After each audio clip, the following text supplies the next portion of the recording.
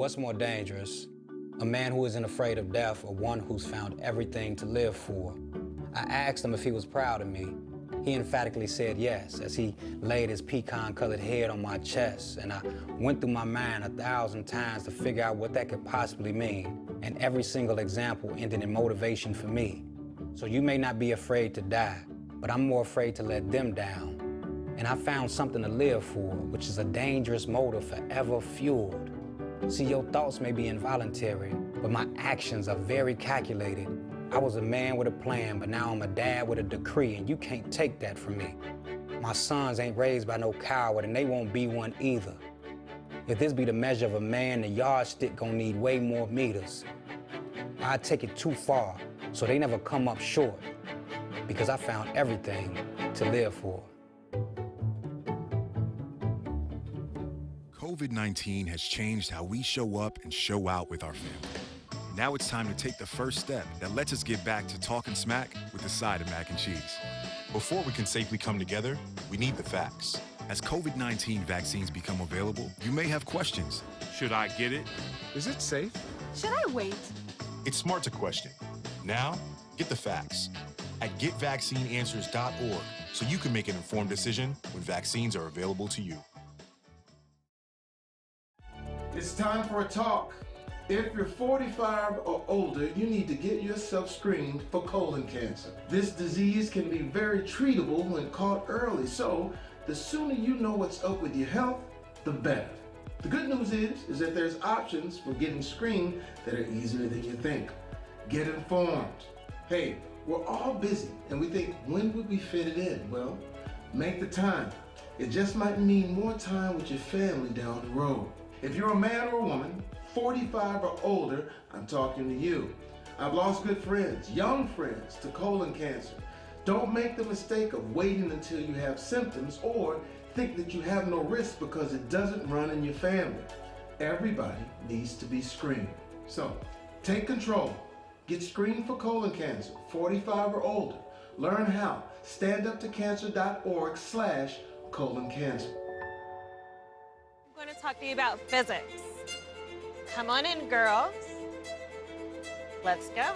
This is the first rocket to get humans to Mars. Really tall. I'm a rocket structural engineer, designing and building parts of the rocket. You are the generation that will be stepping foot on Mars. Do I have a group of astronauts on my hands? Yes. You can become a rocket scientist or whatever else you want to be. Oh, it's on. Release the meteor! Oh!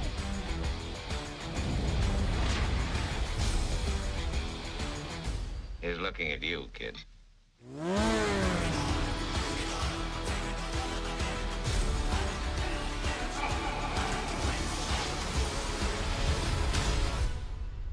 I dig it. That felt pretty great.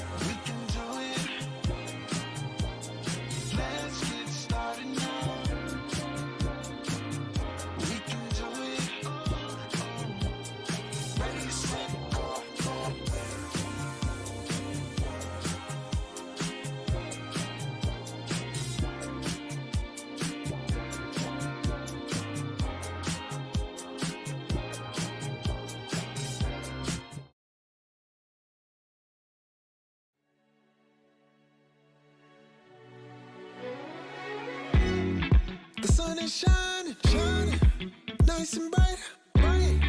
The birds are chirping, chirping, and I'm ready to fly. Time to get ready, ready for another day.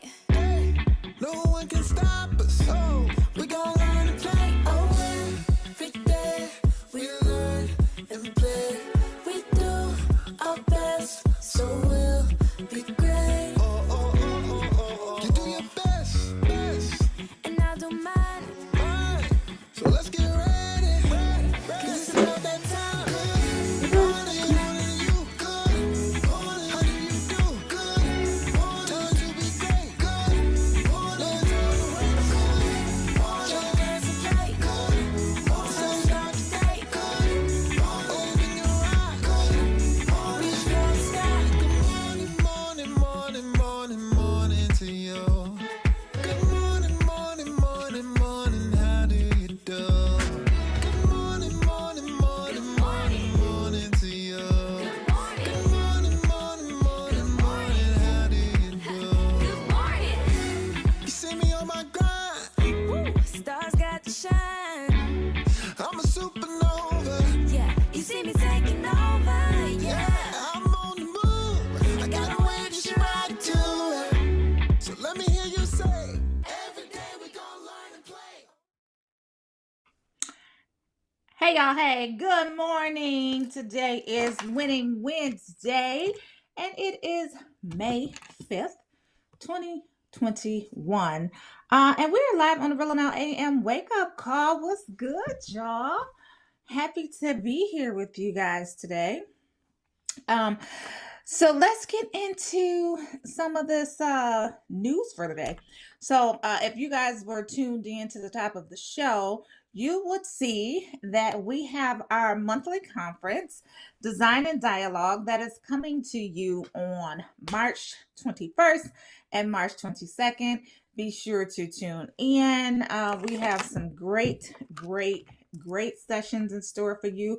Of course, we're back again for another installment of Seagram's Cocktails and Conversations. And if you guys have been tuned in to the last 2 months, you will know that some of these CEOs and bosses drop some great, phenomenal tidbits of music, of business inspiration and genius. Basically, it is genius. And they just let you know what they're going through in terms of being CEOs and women bosses. So last month we had Beatrice Dixon. She is the CEO and founder of the Honey Pot Company. When I say she was just amazing, and the thing that I love about her is that she's very humble in what she does, and she gives it to you straight, no chaser. And I appreciate that because I'm a very direct person too, and sometimes it can come off just a tad bit, how should I say, wrong. Some people say it might be a little condescending, but I'm just very direct. And I appreciate the candor in Beatrice Dixon as well, because she's direct too. But if you did not catch that one, go on to rollingout.com to see it. I'm not exactly sure what's going on with my screen, but it turned black. There we go.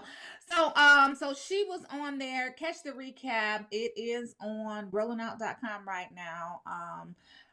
But we're talking about Design and Dialogue this month for Seagram's Escapes, Cocktails and Conversations. We are going to have Pinky Cole. And this one is going to be, you guys know Pinky Cole, CEO of Slutty Vegan. But this one is going to be in preparation of Memorial Day, because Memorial Day is coming up. Y'all know COVID is lifting.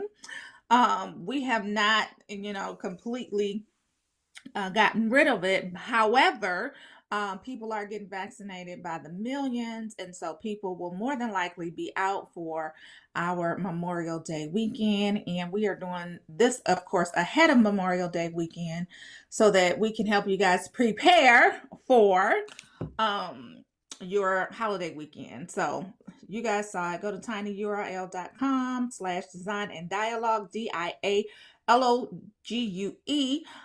Register today.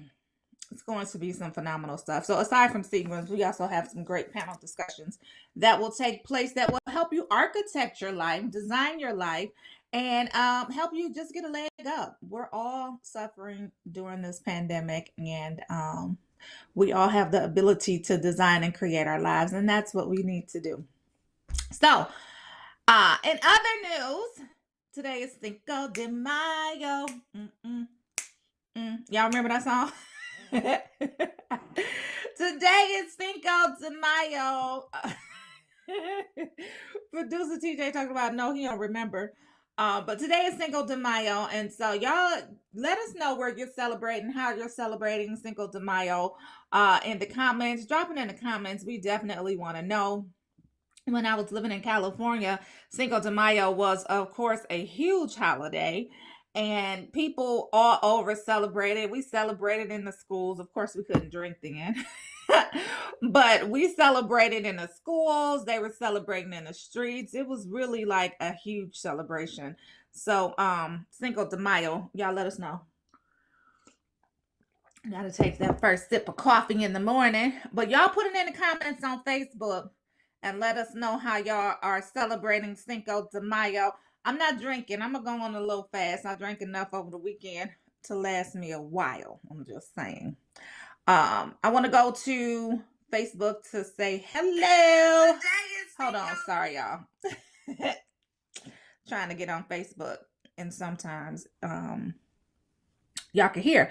Hey girl, hey D Shields, what's good? Yes, girl, yes. Connie Samuels, good morning. Hey girl, hey. Nicholas Craig, good morning. Jacqueline Evans, Annette Chase Williams, everybody, welcome to the show. We appreciate y'all. D said my friend here gave me a great lesson on Cinco de Mayo, so I celebrate in September. Okay, tell us the significance of Cinco de Mayo and celebrating in September, D. We want to know. So y'all drop it in. Let us know how y'all celebrating today. D gonna let us know what the significance of celebrating in September is. And we're gonna go from there. Thought we was restarting the show. Nonetheless, what's going on in the world, y'all? How y'all feeling today? Today is Winning Wednesday, and we do have Shay. We have Shay from Winning Wednesday. She's gonna come at 8:30 and talk to us. But we also have national recording artist, global recording artist, actually. Anthony Hamilton will be in the virtual building along with Shanti Doss, who is the founder of Silence the Shame. She's going to be on talking about her virtual gala tonight, May 5th. Anthony Hamilton is performing, so they're going to be talking about their annual fundraiser for Silence the Shame virtual gala. They will be on at 9 a.m. So can't wait to talk to them. But until then, let's go ahead with some of these stories. So first up on the docket, Kamala Harris agrees with Tim Scott that America is not a racist country, but says we must speak truth on racism. So let's see what that's about, because it sounds a little misleading.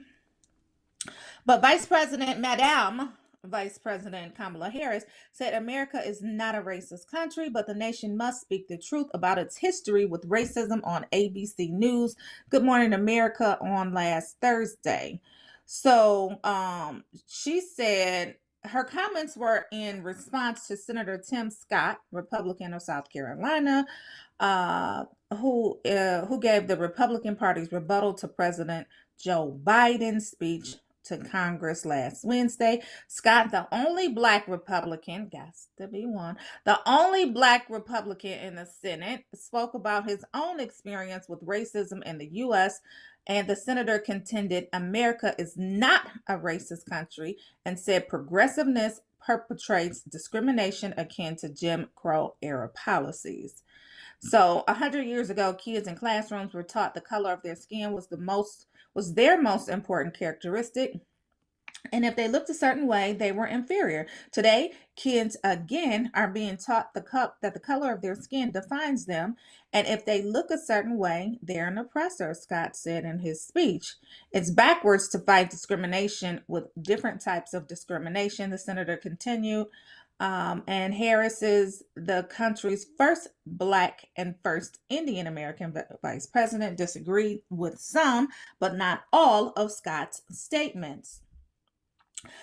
She says, well, first of all, no. And we can imagine how that first of all sounded. Well, first of all, no, I don't think America is a racist country, but we also do have to speak the truth about the history of racism in our country and its existence today. She applauded Biden for having the ability to and the courage to speak the truth about the country's history with racism. She says of Biden, he spoke what we know from the intelligence community. One of the greatest threats to our national security is domestic terrorism manifested by white supremacists, she said, referencing reports from federal law enforcement and intelligence agencies identifying white supremacists as a persistent and rising terror threat. And so these are issues that we must confront, and it does not help to heal our country, to unify as a people, to ignore the realities of that, she said. The idea is that we want to unify the country, but not without speaking truth and requiring accountability where it is appropriate. So, of course, she disagreed, but she also clarified what she had to say. So Amanda Seals, she had something to say about it as well. Let's see what she had to say. Amanda Seals always has a lot to say. We know Amanda, like I think I first met Amanda, not literally, but I think I first met her through Insecure, and ever since she's had her platform, and she's basically using it to make sure that people understand who she is and what she stands for. But nonetheless, she says, hear me clearly. America is not a racist country. It's backwards to fight discrimination. That's not what she said. It's backwards to fight discrimination with different types of discrimination, and it's wrong to try our painful past to dishonestly shut down debates in the present. That's what the politician said. But let me see what she said. She said, and only the way that she can say it, she said, okay, so everybody on some bull crap. Cool. She said about 10 cools. She said that was dumb and embarrassingly, and she said that was dumb and embarrassing. And she embarrassed everyone who supported her, Seal said on Instagram Live. She also had a few words in the post adding, I don't even know what this word is. Something about Kamala. I guess it's supposed. I can't even speculate what it is. It just says D-N. So y'all draw your own conclusions. The paradoxical political pandering is tired and insulting to the constituency that supported you, along with affirming the doubts of those that didn't. Please fix this ASAP. She said, this ain't right. This ain't right. We don't have to think about whether America is a racist country. It is one, without question. Wowza. Soulful actress Vanessa Williams responded to the comment under Seal's post. So it's a lot of people in agreement with her in saying that Vice President Kamala was wrong. What y'all think? Go to rollingout.com. That story is on rollingout.com right now. What y'all think? Do y'all think that Amanda Seals should stand up and be vocal about what it is that she believes, or are you in support of Vice President Harris for saying what she said? Y'all let me know. Put it in the comments. What y'all talking about? Let me go back to Facebook so I can see. Hey, Robert Walker. I'm waiting on it to pop back up. Nonetheless, let's go to another story. Give me a second to pull it up, y'all. Um, let's go to something wretched. Atlanta rapper YFN Lucci is among a dozen named in racketeering indictment related to gang activity. What is that about? Rayshawn Bennett, better known as musical performer YFN Lucci, is among a dozen suspects indicted in a 75-page, 105-count racketeering indictment focused on factions within the Bloods street gang. Do we have a video for this? Okay, Rayshawn Bennett. Oh, that's what's her name's boyfriend. I had to think about who my I had to think about who my rappers were. YFN Lucci. Never heard his name as Rayshawn. But nonetheless, let's go back to his story. So he is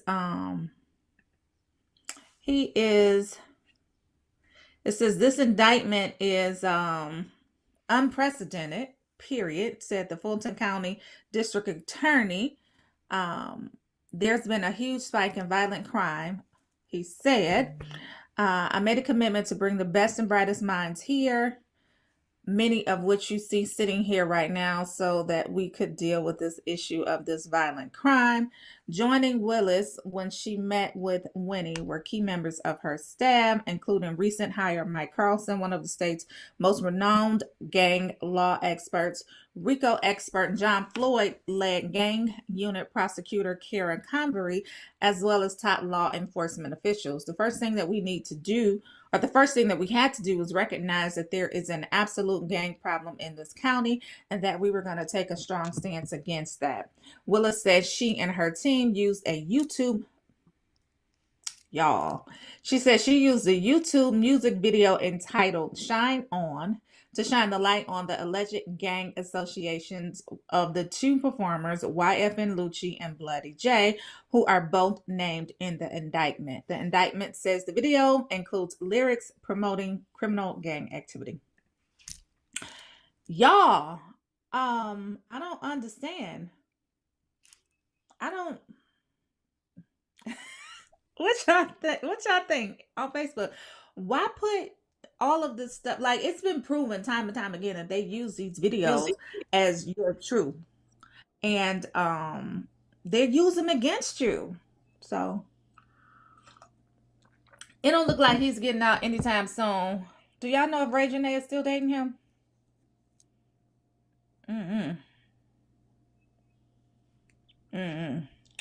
Hey, Taru, good morning. Good morning, everybody. Jean said, Dee said it's okay to love a celebrity or a politician and just kindly call them out. She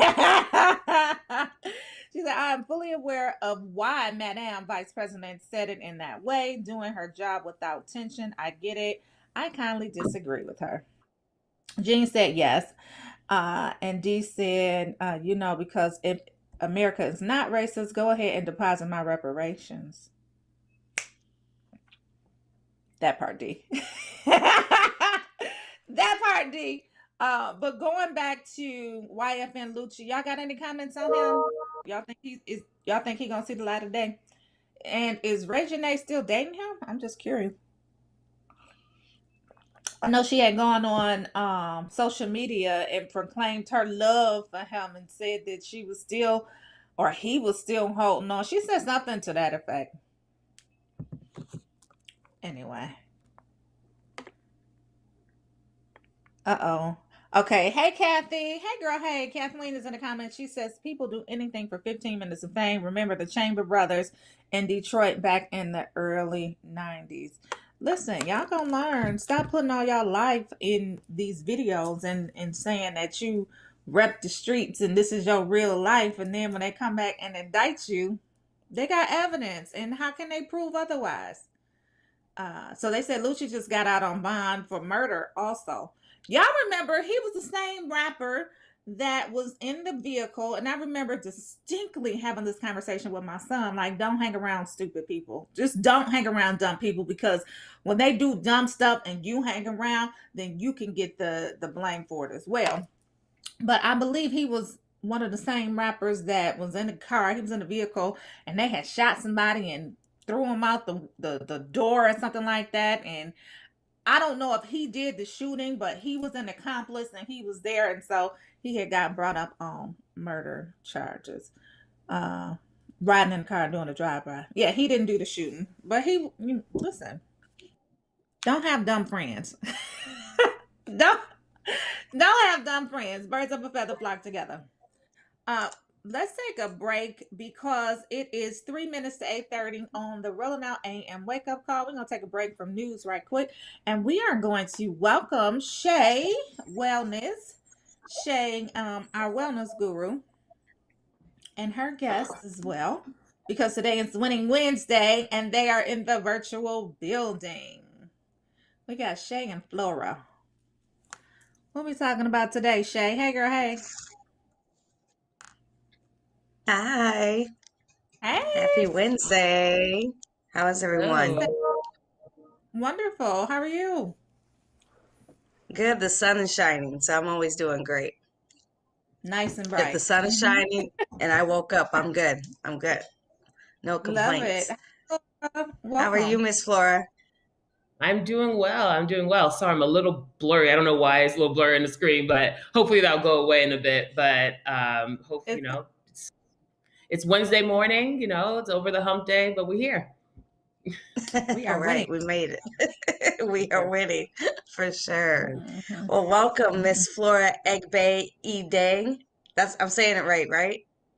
Yes, that is correct. Thank you, Shay. Egbe Edang. I practiced in the Yep. mirror. I really did, because I did not want to mess that up at all. I appreciate it. I know, I'm really all did, thinking- because I get it.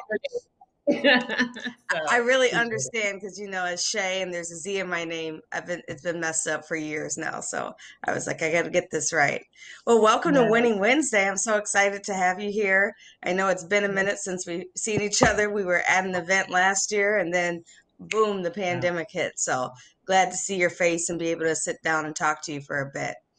So I wanted to talk to you because you started a bunch of things during the pandemic. And you started Courage Dolls, correct? Yeah. Well, I've had Garage Dolls now for over, 4+ years, but even in the midst of, everything with COVID, have definitely, worked on increasing additional things to add to the Right. business. But it's definitely been a whirlwind, of course, for all of us with businesses this past year. Right. So you work for Target Corporation, correct? And what do you do for Target?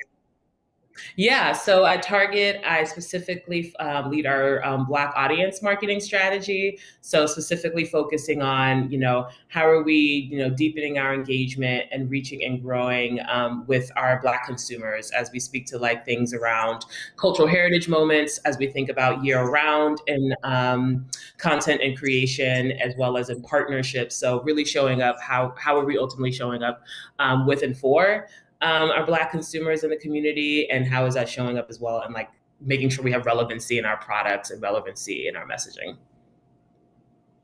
Amazing. So that definitely was using those skills. You were able to apply that to your own business with Courage Dolls. Yeah, exactly. And, I could give context as well with my business. And so, I have a company called Courage Dolls, which is a multicultural doll and book company focused on elevating, educating, encouraging girls of color to be unstoppable.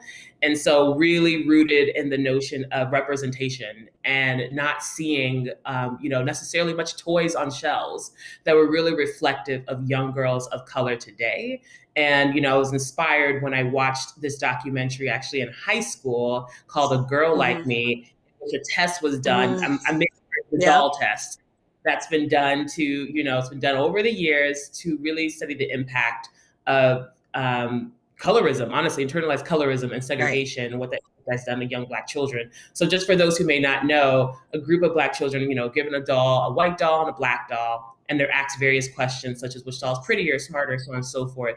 And the kids were overwhelmingly choosing the white doll when it came to anything positive, the Black doll when it came to anything negative. And that just struck me, that kids that were so young already feeling the sense of internalized racism. And then when I thought about it, even more so the fact that, like, man, when you think about toys, especially when you're a kid growing up, it's one of the first items you're engaged with to build your imagination, spark creativity, and just see yourself in a way. And as demographics shift, as we think about the younger population today, where more than 50% are children of color, but our shelves, what I was seeing in my own research, had less than like 30% of dolls on the shelf that were Black. Right. So you really see this gap and the impact over time, especially what that does as children are growing up. And just the idea of, like, you can't be what you can't see, but you can still, of course, Right. Do you, but it's always something when it's impactful, when you are having dolls and toys and diverse play that really inspire children. So you work in corporate, one of the largest corporations in the United States, that is all about packaging and advertisement and, consumer. So here you are on this team and you're seeing nothing that looks like us. So how do you take your business, Garage Dolls, and implement that into the corporate world? Like, how does that look when you're sitting there talking to teams and you're like, we're not on the shelves? Yeah, I think, overarchingly, thank you for having a photo. Overarchingly, that's the Leah doll. For those who I know, that's Leah, and that's our, our book. Don't Give Up Leah. I also created a children's book that teaches kids the early principles of entrepreneurship. And so the notion there is that, like, in my day-to-day job, what's so impactful is that the idea of really being able to look at insights and understand, like, hey, if we're showing up in our casting, if we're showing up in our messaging, if we're showing up with relevancy in products, it's like our Black consumers, like any consumer, they want to feel seen, Right. valued, and heard. Right. And so when we're showing up in any space, how are we ensuring that there's representation and there's also this, inclusion in all of our work? So whether it's like in this situation, if it's how are we showing up to support our products on shelves, it's like being able to just, chat and connect with, partners across our merchandise team, our supplier diversity team, our, accelerator. We're doing active work to continuously work and see, like, how do we ensure that we are continuing to grow more products on our shelves? And how do we also make sure that if we're in certain regions of the country where there is greater, Black representation, that what is even more of a relevancy to have products on those shelves that are reflective of the community. So I think it's something that the idea of being able to kind of transfer the skills that I have in my, my business, when I think about what I'm learning in representation and seeing and why it's important in messaging and products, and kind of, being able to keep that in mind when I'm at Target. Of course, it's a much bigger scale and we have a lot more resources when I work on my business, and there's a lot of people, working to create all that amazing work and products. And so I think it's a blessing to be able to kind of celebrate Black 365 and what I do in business. Yes. But that's got to be a great feeling to work with people and team and be able to take that knowledge and then apply it to your own business and understand that growth that you're able to see. What growth have you seen between Target and your own business in the past year and a half?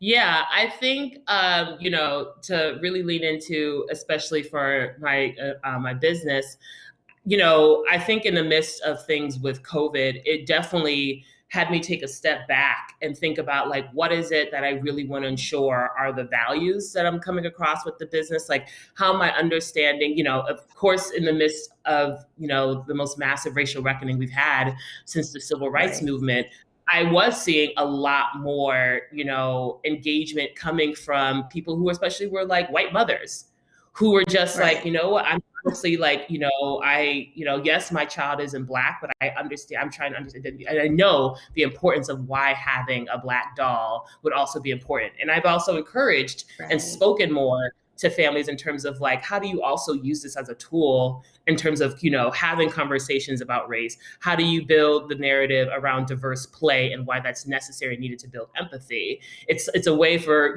Black children to celebrate and have us be, the shine, and have young Black girls live in our, unstoppable Black girl magic, but also for non-Black families who were, it's like, it's made for and by us, but it's also, I this past year of seeing this increase in non-Black families who were just like, man, they're like, either I'm learning myself about like, not me, like in their situation, the idea of like having conversations of race with their own children, and why even the idea of having toys and books that have diverse play.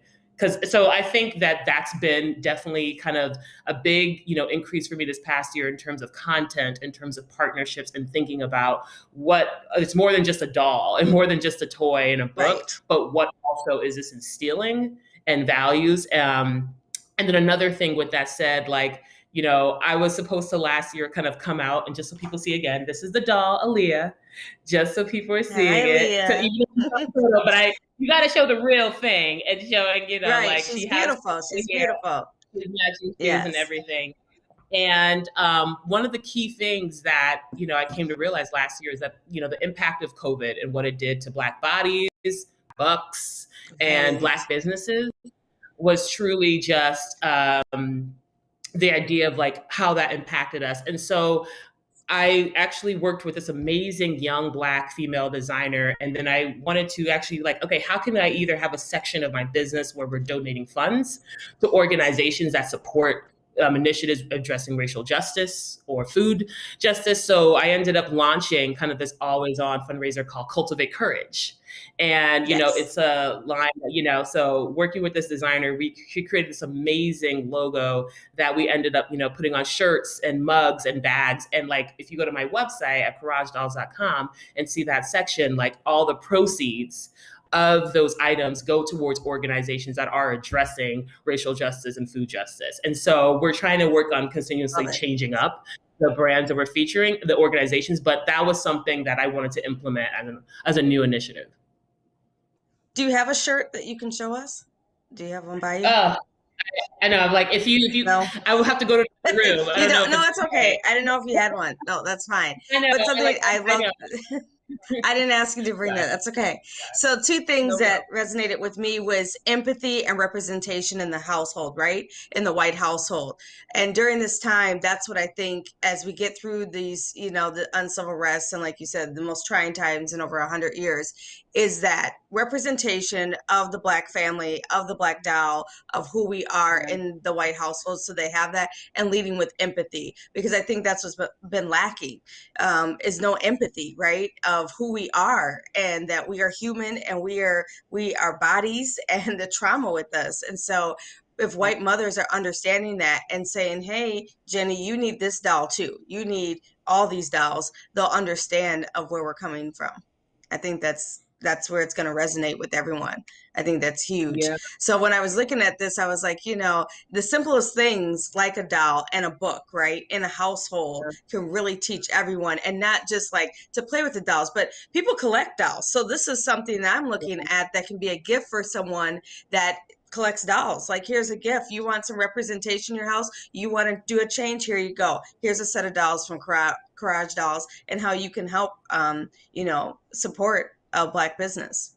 I think that's where it's at. And I think to that point, Shay, as well, like a couple things that you said, like one in regards to the conversations of like, race and connection and what that, is important. And for me, and just to give people context as well, it's like, it's not only one doll that, is in this. It's like the idea, we're working through is creating more dolls and more books of different ethnicities and races, but leading first and foremost with Black, because, when I was starting my business years ago, I got feedback from a partner who was just like, hey, are you going to have a white doll in it? And I was honestly saying that, like, maybe I will, maybe I won't, but it's not a priority. It's not a priority for me because everything that exists by default is white.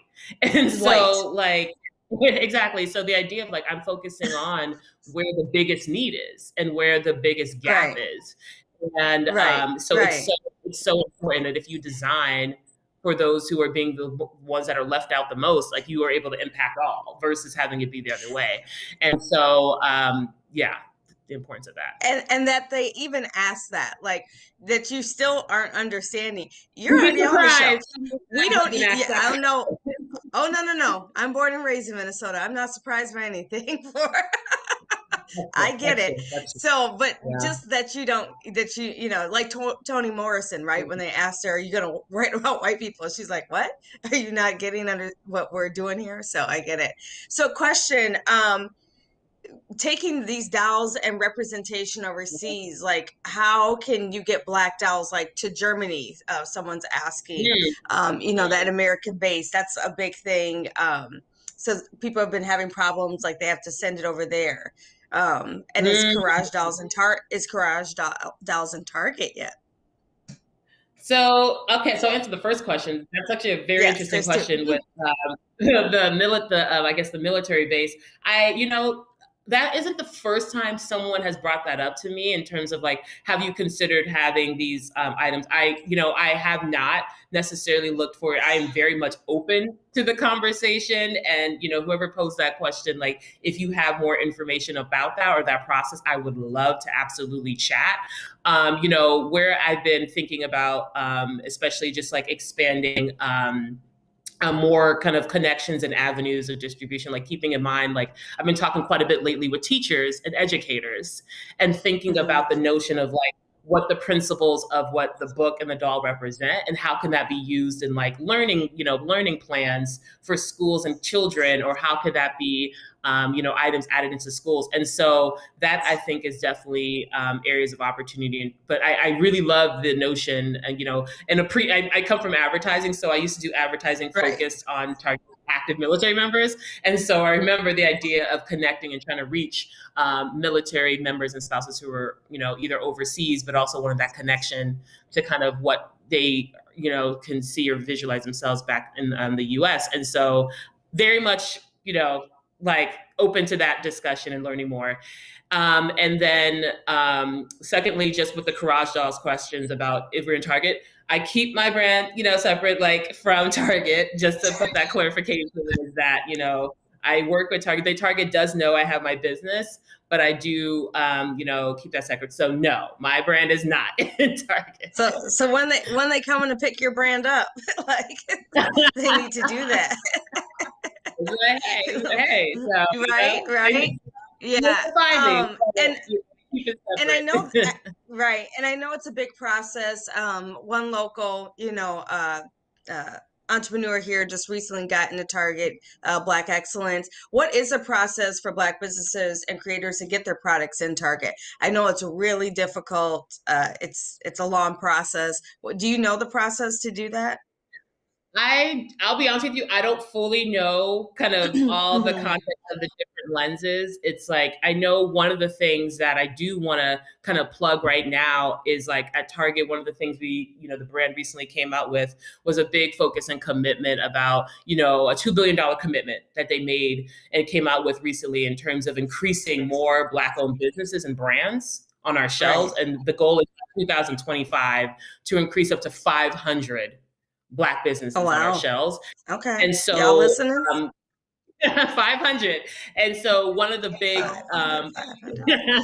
one of the big elements of that right now is, I know it's like, thank you whoever was. Someone said, Flora, someone says your dolls need to be part of the 500. Okay, well, thank you. Let's speak that into existence. But one of the things with that is that we right now have our amazing accelerators team. Like for those who may not know, like Target, we do various accelerators program, focuses on businesses in the space of beauty or food and bev or essentials. And Target recently launched this new accelerator program called Forward Founders, which actually, like, if you go to our Target accelerators, you just type in Target accelerators, it'll take you to the website.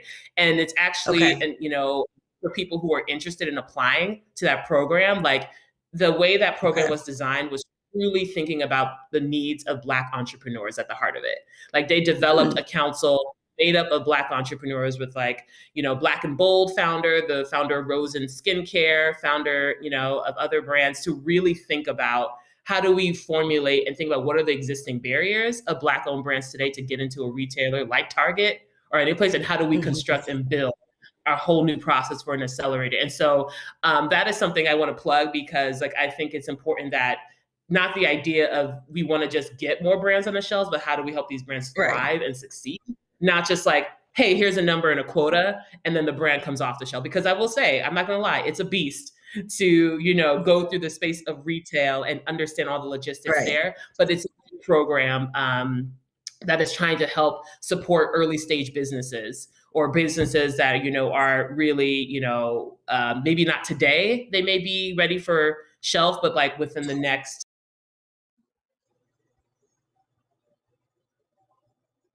Uh-oh. Did we lose her, y'all?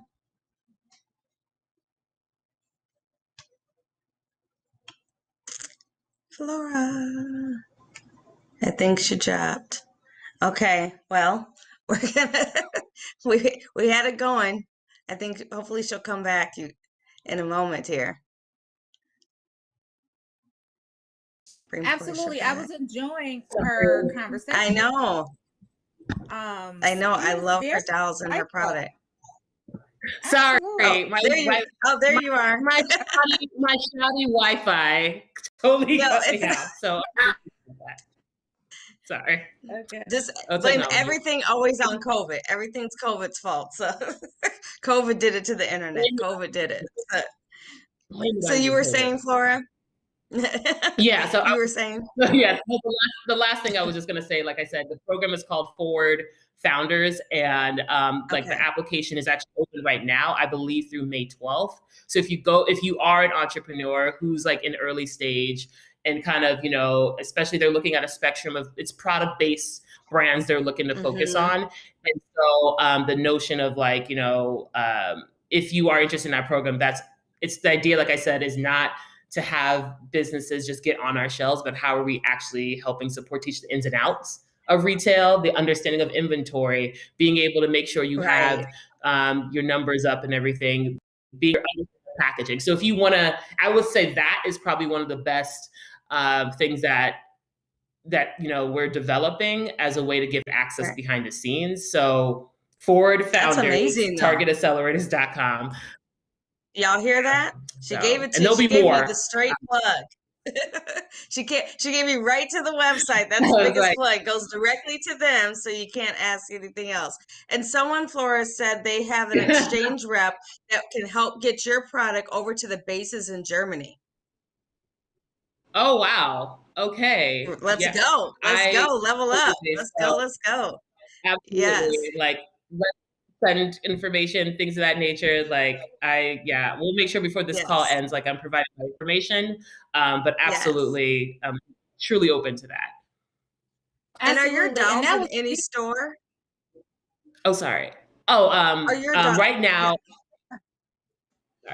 Right now, I am specifically just on my website at couragedolls.com. And then I also have my book on Amazon in addition to that. So like, Don't Give Up, Aaliyah. So those who don't know, this is my book again. It teaches kids the early principles of entrepreneurship. I know it's a little blurry, but the photo that you have was better than mine. So just for the camera quality. But you get the gist of it. But absolutely, what I'm exploring this year is to work on increasing and more distribution in more spaces. Yeah,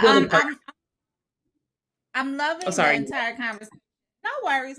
I wanted to jump in here really quickly because the woman that's on Facebook, her name is D Shield, so we'll be able, we'll make sure that we're able to connect both of you guys. And they're going crazy over you in the comments, so they're definitely here for this conversation.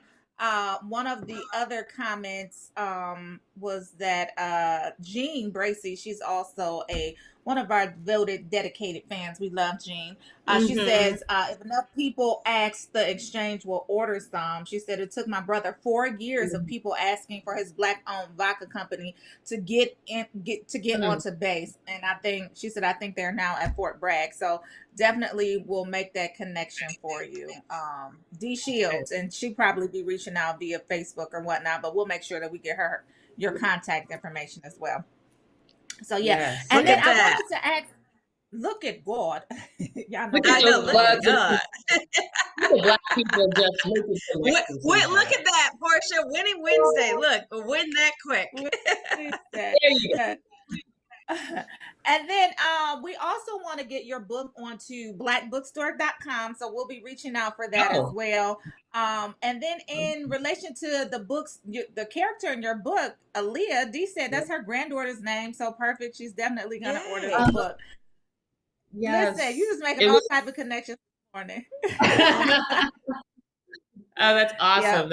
Yep. I initially named Aaliyah. Growing up, I loved the singer, honestly, so much. And I don't actually know that many people in real life named Aaliyah, but the impact of the singer, I was like, if I'm going to have the first doll in the book, I just have to name her Aaliyah. So I'm glad that name is also.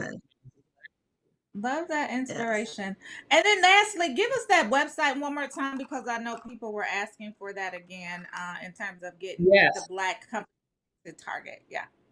Yeah. So if you go to targetaccelerators.com, you'll be able to easily find the program is called Forward Founders. And I believe that you filled the application. I believe it's open, till May 12th. I may be wrong, but I believe that is the date. So if, for those who are interested, like, how do I get my brand in Target? How do I understand the ins and outs? That's a great program. And then also the accelerators team that we have, they allow people to have like sessions where you can join like a webinar and sign up and actually ask more of those intimate questions with our accelerators team or understand more about the ins and outs. So I think that would be great. And then specifically for my business, my website is couragedolls.com. And then my social handle on Facebook, Instagram is at Courage Dolls. So CORAGEDOLLS. Yes. Yes. Real quick, Flora. Yeah. Real quick, Flora, will you say why it's Courage and not Courage? Okay, that's a very good question. So people, when you look at it, it's courage. If you look at it on paper, it is courage without the U. But the reason why I named it that ultimately is that one day I was writing down, what do I want this brand to stand for young girls? Like, I want them to feel bold, fierce, be, unstoppable. And then the word courage kept popping up. I said, I want them to be courageous and have courage. So when I went to dictionary.com and looked up the root word of courage, it was CORAGE. And it was like the same in Latin, I believe in French and maybe Spanish. And so I just honestly did a little flair and just called it Courage. I love it. Love it. And you know what? And I know we got a wrap, but I was listening earlier, and you were saying that your brands are not on the shelves of Target. I just wondered, is that because it's a conflict of interest, or is it because something else? David, well, I think it's Portia. Well, I think, for one thing, probably like conflict of interest, and probably one thing in terms of like you're being an employee while, having your business in the brand. And so, I can't say if that's happened in the past before, if there's certain ways or, with that, but I know that that's what I'm very much aware of in terms of like, hey, keeping this separate. Like I said, like when I went to Target, they very much knew that I was like, hey, I have a business. I make sure I keep. And a lot of people who've shopped my business have been my coworkers.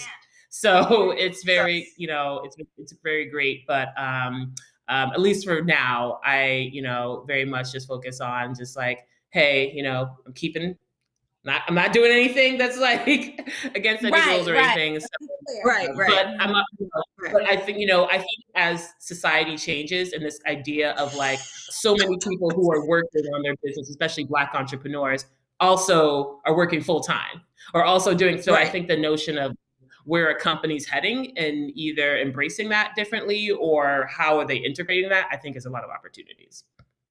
Yeah. And it is, because I'm a testimony. I was working corporate, started a small business, and now full time. And someone said the white men have done it, so you can do it. So, hey, here's a lie. Okay.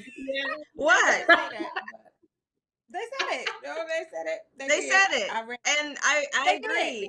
I don't know. Look, what we ain't gonna do in 2021 is bite our tongue anymore, because we've been biting. No, we need to speak this out in the world. Yes. And this is what happened. I think there should be equal opportunity, and that you are doing a great job at Target, clearly, right? We met in an organic way at a wellness and mindset event, and here it is a year and a half later, and that your business has grown so much. And during this time, like Portia was saying, just a great message, and that it's going into white households, right? They have to have that mindset too, that representation needs to be across the border. And like they said, it can't just be for white households and white people to grow their businesses just because you're working in corporate. You need that opportunity too.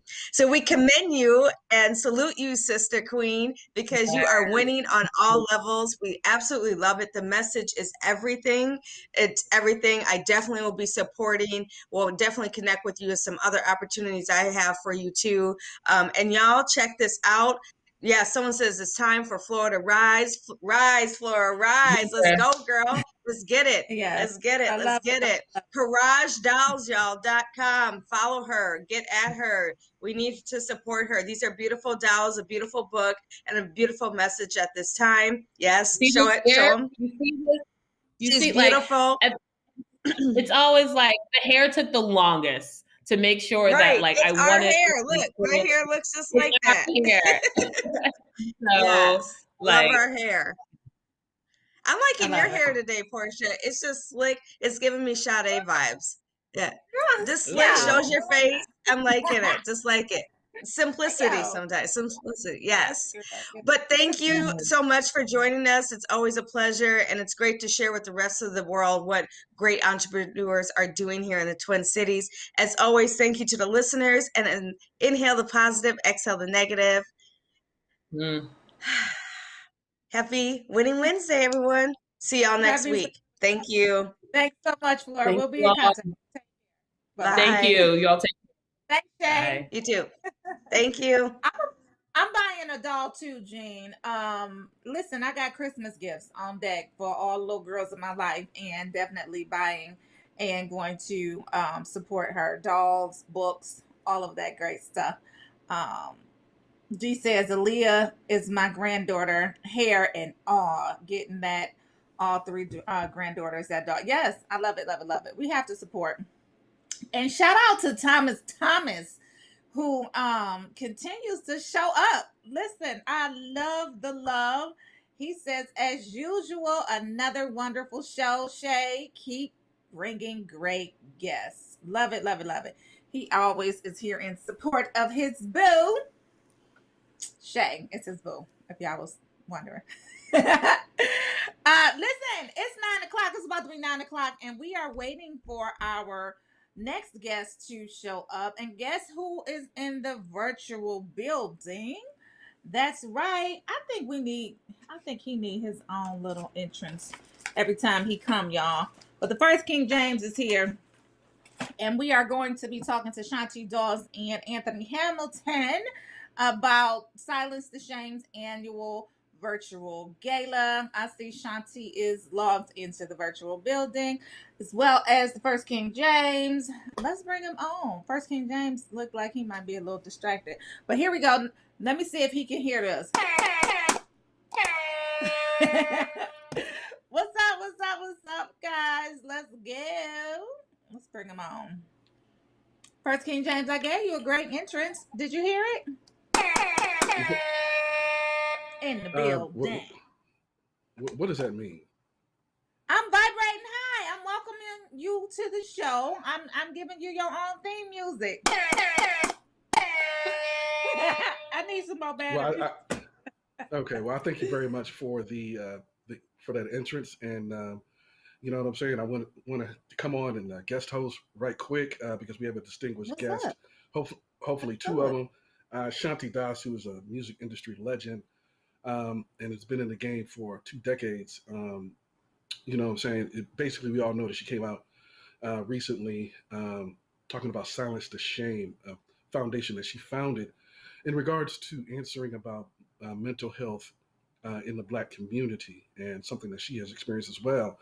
And so she has reconciled that particular issue, and she wanted to come on to talk about the first annual gala, Silence the Shame Gala. So looking forward to speaking with her in regards to that. That takes place tonight at 8 p.m. Eastern Standard Time. And she has a lot of distinguished guests coming on, including Atlanta Mayor Keisha Lance Bottoms, Charlamagne the God, Anthony Hamilton, and a host of others. So this is it's a virtual gala, but gala nevertheless. So. All right. That's tonight. Can't wait to hear about it. Performances. I think they are honoring Charlamagne the God too. So it'll be interesting to talk about that. Yes, absolutely. They shouldn't though. They shouldn't.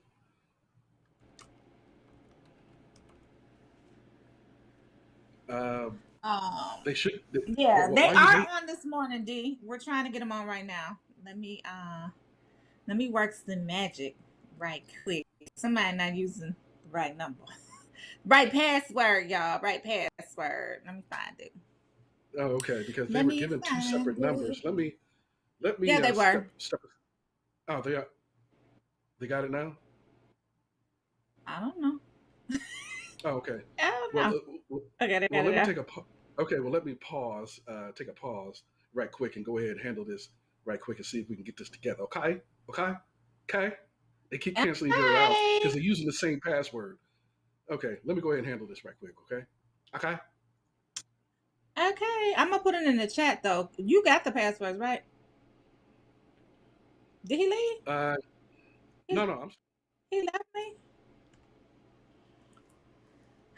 Okay, y'all. So yes, they are on this morning. I actually spoke with Shanti last week about her gala, and so she has some amazing, incredible guests coming up. Let me just tell y'all about it. Let me pull up my notes right quick. One second. Here we go. So it is a virtual experience. It's gonna be held tonight, 8 p.m. Of course, Shanti is the founder of Silence the Shame.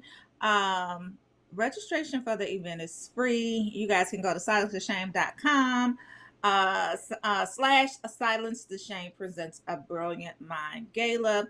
And the Brilliant Mind is going to be hosted by radio personality and culture curator. Let me see. I'm trying to figure out. Was that King James? Okay, let me go back to what I was doing. Kenny Burns, and they're going to honor nationally syndicated radio host Charlamagne the God, award-winning DJ Nice, DJ D Nice. I always do that. DJ D Nice, psychologist and licensed professional counselor Dr. Spirit, and Grammy award-winning singer Michelle Williams, who will be recognized for making a difference in mental health and wellness. The event will also feature special appearances by Atlanta's Mayor Keisha Lance Bottoms, Georgia Senator Reverend Raphael Warnock, Common Lecrae, singer-actress Carrie Hilson, Ronnie DeVoe, clothing designer Kenneth Cole, and a highlight of the gala is definitely going to be the special performance from soul music icon Mr. Anthony Hamilton is in the building along with Shanti Dawes. Hey y'all, hey. Good morning. Welcome. Good morning. Thank you for coming on, and it's so refreshing to talk to two individuals who are in the music business, who, unlike Portia, can actually sing and belong in the business. I sing, Anthony. I sing. I made myself a whole pop star last year, but go ahead. It's not my time to shine, right? Go ahead. You know what I'm saying? We'll just make sure your ears are sterilized before you listen to her. Whatever. But on to more positive things. Thank you very much for taking a few minutes out of your time to speak with us in regards to this important gala. I think that this is something that needs to be illuminated, that has been basically treated with shame in the Black community for decades, for too long. And I'm so glad that, Shanti, that you basically cast a bright light on this issue that we need to address. So talk to us about the founding of Silence the Shame and this inaugural Silence the Shame Gala that includes the icon, Mr. Anthony Hamilton, and many others. absolutely. So just really grateful. It's our 5-year anniversary of starting the organization Silence the Shame. And I actually thought about it 6 years ago, but I kind of put it into motion 5 years ago. And we've been out in the community doing the work, hosting community conversations, really having these uncomfortable conversations, especially in communities of color, getting people to open up and talk more about their emotional health and wellness. We have content through our podcast, and we create videos via storytelling, just, again, getting artists like Anthony to support and talk about it, and acts like Carrie Hilson. So it's been a humbling experience for me to be able to go back in the music community, because I walked away from my career, as you know, for a number of reasons. But one of the reasons was also to support my own emotional health and wellness. And so here we are 5 years later. We have our own day. Today is actually National Silence to Shame Day. And my colleague and team member, Hillary Dunson, suggested that we do a gala. And I thought, a gala in a pandemic? Okay, y'all want me to wrangle people and beg and borrow and steal and get folks to support. But mental health is everywhere right now. I think even if you hadn't noticed that we all have mental health and we don't have a mental illness, you noticed it now because of the pandemic. And so we're doing this gala tonight to raise funds for our music and mental health programs. It is a star-studded night, because I was like, okay, y'all, because I'm putting my EVP hat back on. You can't just tell me to do a gala and get one artist to perform and call it a day. So we have some incredible individuals, but I also had to pull back out that Rolodex and call people like Anthony and Ronnie DeVoe, who's a new recent board member for Silence to Shame, and designer Kenneth Cole, and our mayor, Keisha Lance Bottoms, and my pastor and now Senator, Dr. Raphael G. Warnock, and Lecrae. And we're honoring Charlemagne the God, D. Nice, Michelle Williams, and Dr. Spirit. And just added, we have a nice throwback performance from hip hop artist Kwame. So it's going to be a great night, and we're just honored, to have Anthony participate and to even support it doing press. It's one thing to ask somebody to do something, and the performance is a big deal, but the fact that Anthony's been so gracious and doing press, that doesn't happen all the time. So I want to let the good brother speak too, because he's just been incredible, and he does a lot with his own foundation to support emotional health and wellness. Absolutely. Good morning. The floor is yours, Anthony. Go ahead, take it away. Yes, well, Shanti is a great person. Not only was she amazing in the music, industry, but she's doing a great job at saving lives and giving people a new outlook on life, and, making people healthy again. And it's healthy to talk about it, but it's even healthier to go out and do the work and make sure that people have proper tools to deal with emotional anxieties and these problems that we hush in our communities. It's a big deal. Suicide and depression rates are pretty high, and going through the pandemic and all we've gone through this last year with the racial injustice, I think there's a lot more of lives to be saved, and to be a part of it is something big. I've been in a place where I wasn't my best me and needed that tool. I needed that person who would listen.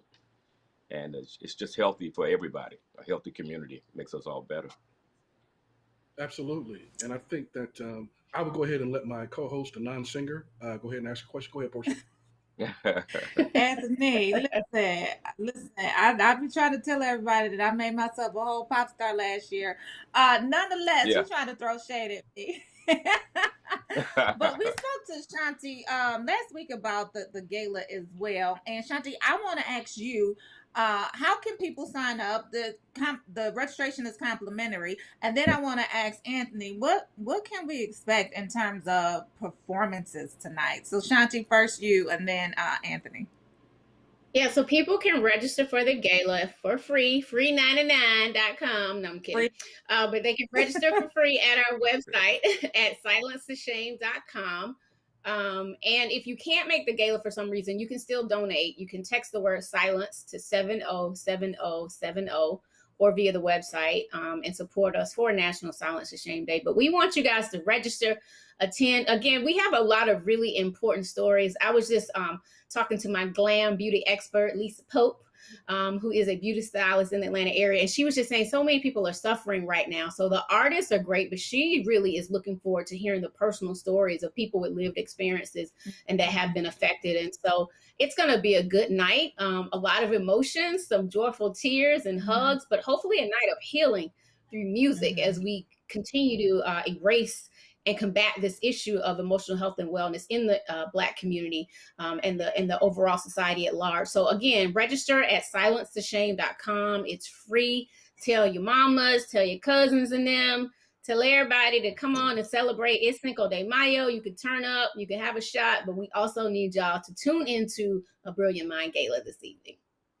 Absolutely. Absolutely. And Anthony, performance wise, what can we expect? Like, what's our favorite songs you're gonna be singing tonight? Oh, you have to tune in to see this. You just can't get it off the gate, off the cuff like that. Tune in. She always wants something for free. Come and She be a always wants part something of this for free. whole gala, man. And I'm gonna bless you. I'm gonna bless you every time. Okay, I love it. Love it. It'll be one of your favorites. Go Well, ahead. since you're already raising money, can we raise some money for some music lessons and singing lessons for Portia? We gotta do it. Oh, thank you. Then we gotta do a duet, Anthony. Listen, so my second song gotta be a duet. We gotta do a duet. Let's do it. I'm into helping people. Thank you. I appreciate that. Yes. Yes. And we love it. We love it. Go ahead, but seriously, I wanted to ask you, Anthony. I think that one of the first time I saw you perform was at the Jazz Music Festival in Bermuda, and you absolutely ripped it. And it just seems like from the outside, the audience may get the misperception that all is good with you, but sometimes everybody has their own struggles or go through some things. So I wanted you to talk about, because people don't seem to always empathize with big stars and the things that they go through behind the scenes, and what you did to reconcile your own issues that everybody goes through. Well, yeah, going through life, and I was adopted early on, and separated from my true family, and for a minute, and I had to battle with that and heal myself from that. The guilt that you feel from leaving your own to go to a place that's better.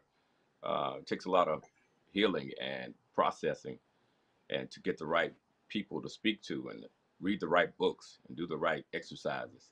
It made me a better person to speak about it.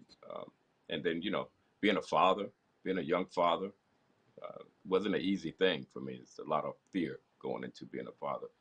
So each level of your life, there's a different battle and there's a different task that you have to master and learn how to maneuver and to survive in it. And just becoming a father of 6 boys in this country, it's been a lot of stress and a lot of anxiety. Yes. Just to make it safely and to make sure that they're living their best life and as safe and smart as they need to be. And then going through COVID, along with the racial injustice, was definitely a double whammy. Having COVID, being in the hospital 2 weeks, and just that mentally was a lot on me as a man and a father, and being a provider, not only for myself but for those in need. So wow, there's always something to Anthony, overcome. Can we just say we're glad that you're okay? Absolutely. Oh yes, thank you. Yes. And definitely healthy, and God is good. So we're glad you made it through that, brother. Amen. Yes. Amen. So let me ask both of you guys this question. Why do you guys think that so many Blacks remain silent when it comes to mental illness? Shanti, I'll go with you. I'll just quickly say, stigma is still real. It's a very real thing. I talk to people all the time, and they may share something, about themselves or their family members, and nobody knows. And it's not that you have to go out and tell all your family business, but like, sometimes I'm surprised. I'm like, wow, I didn't know you were going through that. But they don't want anybody to know. And so I get it, but the stigma, until we can continue to normalize this thing, as I like to say, it's got to be a conversation at the dinner table. It's got to be, something y'all guys, you get together and smoke cigars. You need to have some real talk as men. It's a lot of good programs that are out there having like mental health barbershop talks, so we got to continue to just weave it into our everyday vernacular and lives and break down the stigma so people can be okay with talking about it. Because statistics show that 1 in 5 people will suffer from a mental illness, but I think it's more like 4 in 5, right? Even if it's a mild case, to severe cases, and especially with the pandemic and just the heightened level of isolation and job loss and grief. So many lives lost and people not experiencing grief like this and don't know where to put that grief, if you will, or where to put that trauma. And so we got to talk about it. Talk about it. That is why Silence is Shame exists as an organization, to educate and empower communities around mental wellness. So we're going to provide these wellness trainings.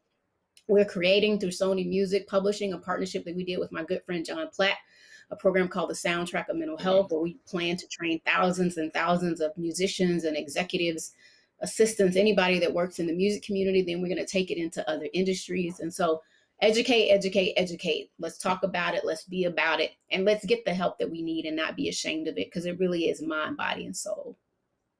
Absolutely. And what about you, Anthony? Why do you think so many Blacks stay silent when it comes to mental illness as well? Well, I think, as social media and stuff got more and more popular, people paint this perfect picture of being okay every day, and everything's perfect and everything's put in place.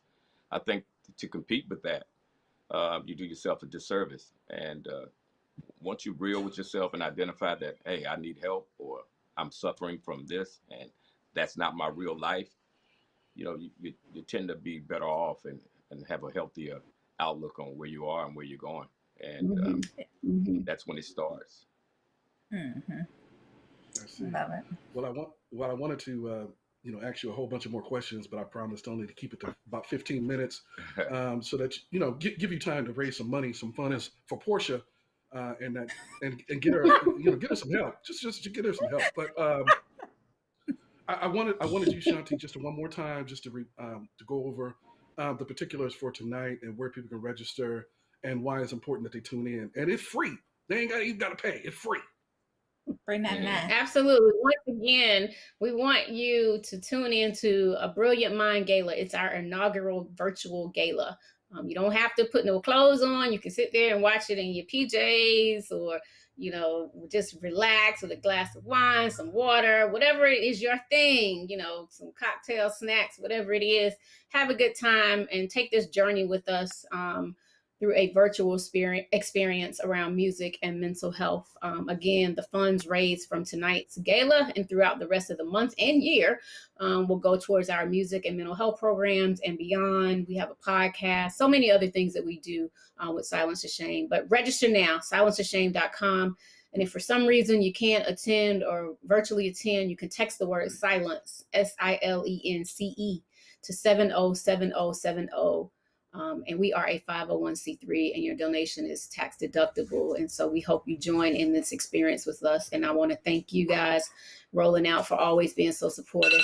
My good buddy Munson, thank you so much for the love, brother. And I just honor and salute you all this morning.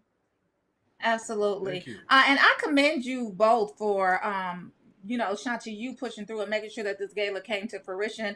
Of course, we know that May is Mental Health Awareness Month, so what better month to do this gala in? But before we get out of here, Anthony, they talking about the hat. This hat. Like, they said, where can we find it, and what is the brand? This whole thing? What brand is this one? I have so many. All right. This is actually a hat. I got this in a place called Kimosabi up in where you go skiing at? Denver. Colorado. No, not Denver. Aspen. Aspen. Oh, Aspen. Aspen. Okay. Yeah, Yeah, get it Kimosabi. together, Portia. Get it together. It's a hat store up in Aspen, Colorado. But I will have a hat line coming soon called House of Fedora, and Yeah. they'll be available. Okay. Yeah. Okay. You know, my But don't Steve do would that love dude. that. He loves hats. He's a hat collector, so he would definitely love to to get a hat. You know, to purchase a hat. I love it. Well, Yeah, hats off to my all brother, of those who are supporting this event, and we're excited. I'll have on a better hat at my performance. Oh, that's what's up. I love But don't it. do the duet, dude. Don't do the Portia duet. Don't do it, bro. I'm Don't telling be you. a hate. I don't know why he's so hateful, y'all. I don't know why he's so hateful. Don't be a hater. But I've heard Facebook her. is checking I've listened in to for her. Don't y'all. do it.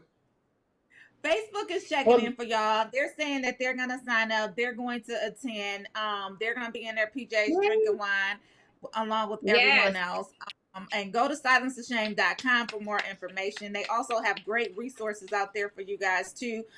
Considering that it is Mental Health Awareness Month, go out there to see what type of resources and activities they got going on, because they got a lot. And if you're in the Atlanta area, make sure y'all partake. Okay. Partake. Thank you all. Love you much. Love you Okay, too. Thank take you, care. Auntie. Anthony, I'm Thank you. calling to Bye. give my lesson. Don't do it, bro. Don't do it. Don't do it, bro. I mean, come on, I man. got You you. can't help yourself. Thank You you. can't help Thank yourself. you, Anthony. All I right. mean, can we bring Y'all on be some careful. distinguished guests without you begging? I mean, come on. Stop begging. Y'all have a great one. You too, Anthony. I'm sorry. Thank He's still you. on. He's still on. He heard me. He heard me. Sorry about that. Yeah, But I 'cause mean, you seriously, you need to hateful. stop. No, I'm not You hateful. What we don't be doing is that hateful. no. What you need to do is just get you one of those cans and stand on the corner and beg for real. I mean, do it authentically instead of begging a sophisticated, iconic artist like Anthony Hamilton. We don't get him on every day, and you gonna sit up there and beg him? Man, leave him alone. Lord. Oh, Lord. Something wrong with you. What's wrong with you? Yo, he's such a hater. He's so hateful. I'm checking my thing. Y'all make sure that y'all register. I do see that Robert the Good Schropp is already registered. He's attending tonight. D is registering, as well as Jean. So y'all make sure y'all do that. I am going tonight. I saw Anthony Hamilton in concert. We were in New York. I think it might have been like Brooklyn or something like that. But when I say he put on a show, I got video. I wonder if I could send it to producer TJ. But he put on a show, y'all. I loved it. Bruh, folks don't know. The folks who ain't seen Anthony Hamilton don't know. I saw him at the Jazz Music Festival in Bermuda, Hamilton, Bermuda, on that island. And when I tell you he ripped it, I was just like, dang, I didn't know he could come like that. I knew he could sing, but then dance, play instruments. I mean, just the choreography, the whole show. I was just like, this dude ripped it. So yeah, if you ain't seen him, you'd have missed out. Listen, and you went to, so I can't wait for the world to open back up, because of course when I attended his concert in New York, it was actually for my birthday. It was a couple of years ago, and I was there. He did a concert with Jasmine Sullivan as well as himself, and we was late for the Jasmine Sullivan portion of it. I was so mad. But anyway, he ripped it. He completely ripped it, and that was pre-COVID. I would love to see him in concert again. Like when the world opened back up, I'm exploring every opportunity. I'm taking every trip as long as I can afford it, and I can afford the time to do it. You know, as long as my family don't need me. Anthony, if you still on, she coming to your concert, bro. Don't let her backstage. No, she gonna come back there. I just need my lessons. CD. She gonna come back there with a CD, and she gonna come back there. I with don't know CD. That's so 2000s. Who got CDs? Don't do that. I'm talking about. Well, yeah, that's what I'm saying. I mean, you know, CDs are tired, but so is your singing. It's tired. So I'm just saying. You so Anthony, hateful, y'all. Why is he so hateful? Why you be hating on me like that? Anthony said he gonna give me some singing lessons. I wrote some of my songs too. I'm gonna just, I was listening to my song, my favorite things, Porch Money's favorite thing. Let me tell y'all something. That beat slaps. That the track slaps. My son put his stamp on it. I'm just saying. If it wasn't a Christmas song, it'd still be playing. Okay, so when are we going to hear this wonderful music? You know what I'm saying? Because you've been talking about it for months. Which one? You got an album, songs? What you got? Talk. My favorite thing. What you got coming? Listen, don't do that, because here it is right here. Hold on, because I'm about to let y'all hear. Because producer TJ be acting like he ain't got it, but it come on my song. It comes on my Hold on, y'all. He ain't got it, and even if he does have it, he don't have it. So, TJ, that was a smart move. Smart move, bro. What he say? He ain't got it. Hold on, because I got it somewhere. It's in rotation. Here it is. I think this is it. Well, while you're looking for that, it comes on rotation on my iTunes.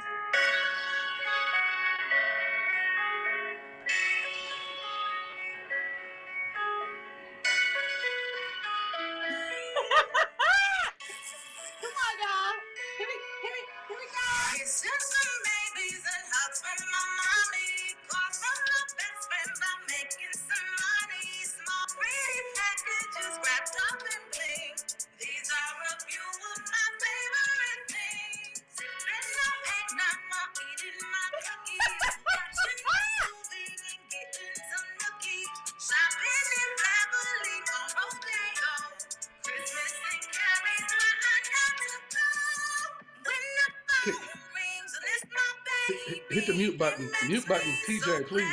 Mute button. Producer, are you there? Don't do that. Don't be a hater.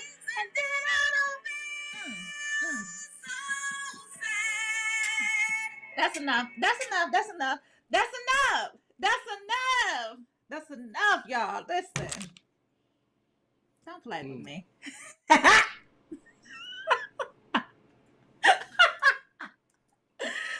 First King James is speechless, y'all. I never thought I'd see the day. He over there speechless, y'all. Because he know that slapped. He know that slapped.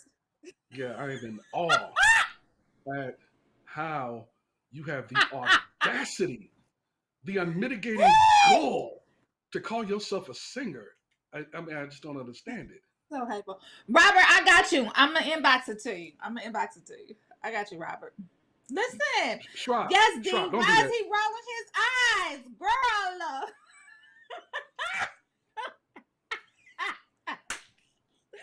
Y'all, that beat. He know that song is lit. Girl, he know that song is lit. Don't do that. Don't be so hateful. Don't be so hateful. Anywho. My baby put that. He put it down, and them vocals is right.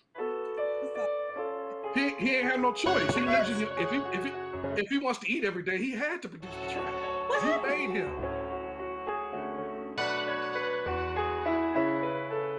Teach him. Oh, I got to go. Kissing some babies and hugs from my mommy. Calls from my best friend about making some money. Small pretty packages wrapped up in bling. These are a few of my favorite things. Sipping no eggnog while eating my cookies. Watching the movie and getting some nookie. Shopping in Beverly.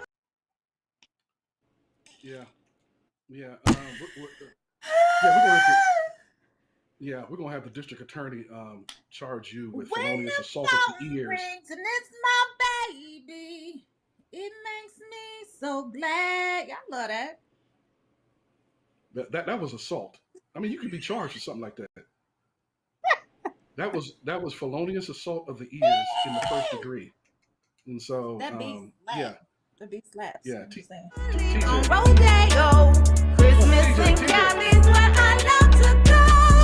When the phone rings and it's my baby, it makes me so glad.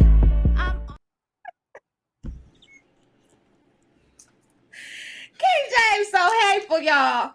Don't be hateful.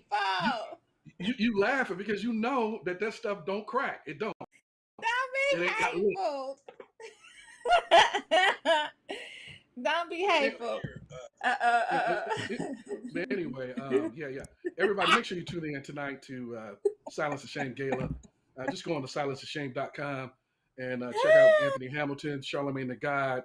There's so many A-list artists, and your esteemed mayor. Even if you're not a mayor, even if you're not a resident of Atlanta, she is like our mayor, just like Congresswoman Maxine Waters, all the way out in Los Angeles, is our esteemed auntie Congresswoman.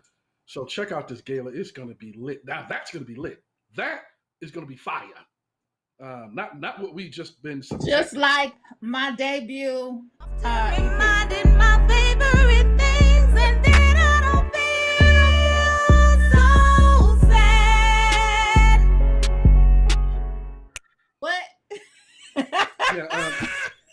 Speaking of the music industry, we got a lot. First King James. Yeah. Well, speaking of the music industry, boy, I don't know what's going on with YFN Lucci. He's got a lot of problems. He's already been charged with felony murder for his alleged role of being a driver in the shooting death of someone on Southwest Atlanta. But now he's been indicted in an unprecedented indictment for racketeering charges as being allegedly part of the Blood street gang in Atlanta. So he's got two major felonies staring him in the face. So I don't know what's going on with him, and if he's going to remain free now that this indictment has come down. Is he going to be rearrested because he made bail on the murder charge? The boy's got a lot. He's got a steep mountain to climb to get around this particular incident in his life. So, yeah. We talked about it earlier, and Dee said that Reginae needs to go ahead and let that little prison bag go. She said, just go ahead and let the little prison bag go. Let him go, girl. Let him go. Also in the news, number 4-5, the ban from him on social media has been upheld. They said they were going to come out with a decision today in regards to whether or not they were going to allow him back on social media. You know, the Twitter banned him last year, or I'm sorry, after the insurrection on January 6th. And so did Facebook and Instagram, which, well, Instagram is owned by Facebook. And so they have decided and made the announcement today that number 4-5 is banned on all the major social media sites. Maybe he can try TikTok. I don't know. But he's not going to be able to be allowed. He was trying to ban TikTok, right? Right. So, yeah. I just think that with everything that's going on and, using that as a mouthpiece to sow division and exacerbate hate around the country, I don't know. I just think that it's good that it has been upheld. So I don't know your feelings about that. Yeah. So Kathleen said MAGA followers are alive and well. Do we think that's going to stop anything, First King James? No. I mean, they're going to find some type of other organ or platform in which to disseminate and promulgate misinformation and sow racial division. I don't think that it's going to stop it. But as we saw, he was greatly muted after he was banished from all of the social media sites. He couldn't get his word out there every single day, and he was just so flagrantly reckless with the truth. And he was greatly muted. And so the damage has been done, but it definitely took him down several notches in terms of we're not subjected to, just a daily dosage of racial animus. So I'm happy about that. And racial strife that is easily camouflaged with euphemisms and certain slogans like "Make America Great Again," which we know is an ode to Jim Crowism and an homage to racial and legal segregation. So, when you want to say "Make America Great Again," where are you trying to go back to? So, yes, I think that it helps, but the damage has already been done, and maybe the social media honchos moved too late to shut them down. I don't know. Yeah, well, and so there are other platforms out there that they were using, such as the Zello walkie-talkie. I believe that was the platform that MAGA was using, especially during the January 6th insurrection. And there are other underground platforms that they were using as well to communicate. But a lot of the masses don't have knowledge of those platforms, and so they can communicate amongst each other, but it won't be widespread like social media is. And so D says, the maggot file. Oh, D, you set me up with that one, girl. But she said the followers that remain are easy to tame. Highest comprehension level is third grade at best. I'm gonna sip on Well, that. well, and that is the appeal. Is that to, I don't want to call them uneducated, but to the ignorance, to the ignorant out there, and there are tens of millions of them, as we saw in the last election. When they're not as educated and they don't think for themselves, they are particularly susceptible to manipulation by charismatic evil people. We've seen this done before. Evil people can be charismatic as well. So that is the reason. That is the importance of it, because people who study for themselves and think for themselves are not easily manipulated. But just take a look. I was seeing on the news yesterday, they were going around the country. CNN was asking people if they thought that the election was stolen, despite Republican judges throwing out every single lawsuit by the Trump campaign. They still believe it was stolen, even though the judges who are Republicans threw those claims out of court. They came up with not a single statistical evidence to corroborate their theory or their saying that the election was stolen. Despite that, there are still tens of millions of people who believe that it was stolen. So that is the power of social media. That is the power of social media. Yeah, going back to Dee's comments, I think she meant to say MAGA, and spell check What did she probably say? corrected it for her. No, I just think she meant to say maggot. I mean MAGA, and it spell checked it to say maggot. And that's what I read. So I just I wanted to make sure that I mentioned that it was probably spell check. Yeah. But Robert the Good Shop says, keep him quiet forever. Listen, I get it. Yes. Jean said, I have some in my family, those third grade mental health people. She said they need help. And Kathleen said, shout out to Liz Cheney for having the chutzpah to call Trump out on the party. So Yes. Liz Cheney is going to be excommunicated from the Republican leadership, and pretty much, I don't know, she's going to go into exile. She's going to be exiled from the Republican Party, even though she's she's still going to be in the House, but she's going to be isolated. She's done as a leader in the Republican Party for daring to tell the truth. But not being in a leadership position is actually probably a positive, because it'll enable her to speak her mind completely and without interruption and without fear of a backlash, because she has nothing to lose anymore. So we're going to hear, this is going to get interesting on what she has to say in the coming weeks and months after she is banished from leadership in the GOP. So yeah, shout out to Liz Cheney for being one of the people who has the valor to stand up in the face of this overwhelming tidal wave of hate and misinformation that's drenching the airwaves. I just don't understand how so many people can fall. But then again, we've seen it before in history. It's been done before. Yeah, it's been done. So anyway, shout out to Liz Cheney. Shout out to Liz Cheney. Shout out to Facebook for taking the stand. And hopefully a lot of other social platforms will follow. That thing. Yeah, that part. But listen. Yeah. Go ahead.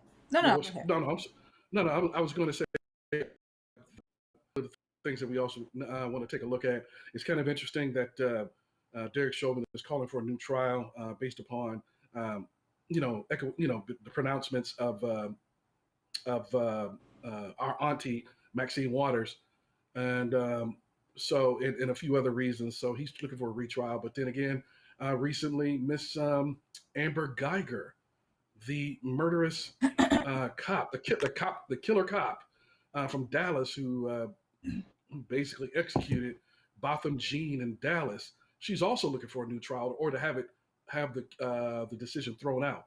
So it looks like these killer cops are looking to have, extinguish the record or clean the record or have the convictions thrown out. So I don't know if there's much to make of it, but just wanted you to keep that in mind and keep that on your radar and pay attention to what's going on in both Minneapolis and Dallas. Yeah. Did you see recently in the news, and I don't know if you missed it or not, but the juror that you had come on last week, Brandon Mitchell, he was in the news for wearing his Black Lives Matter T-shirt, and they were calling into question a lot of things, and they were thinking, maybe they could use that as a something to file for an appeal as well. So Exactly. And I'm working on that story now in terms of his interview with us last week, and also the recent developments in terms of just the defense grasping at any straw to try to justify an appeal. I think that the judge he wrongfully said that he had grounds for an appeal just based upon Maxine Waters' words, but also I just think that it's just the defense just grasping at any straws. So I'm writing that story today. You'll be able to see it on rollingout.com a little bit later. But yeah, that's an interesting take, and it was a mistake by the defense because he plausibly denied that he was part of any protest in Minneapolis. The protest that he was a part of was in D.C.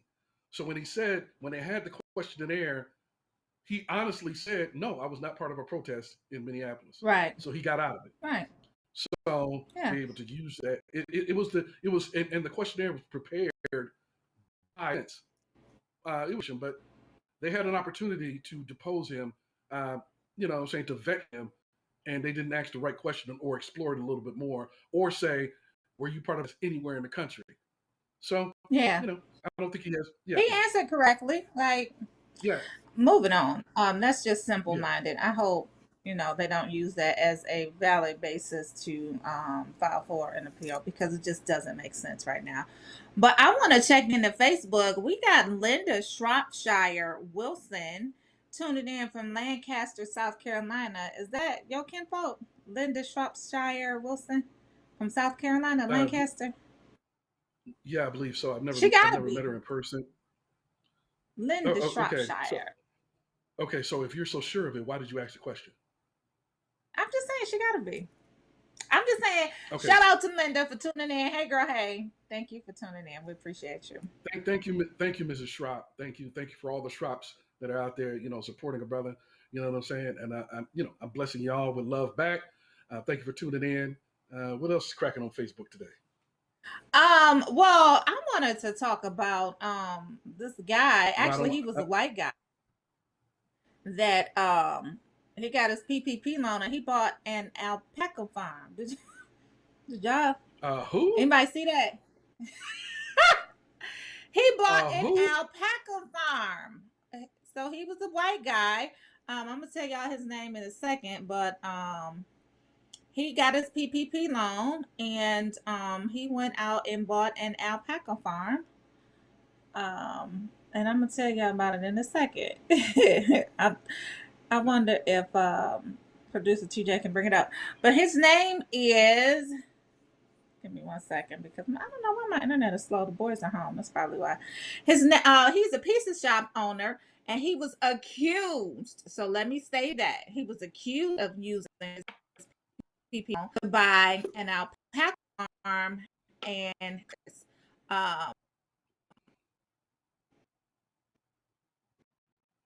he was a former Massachusetts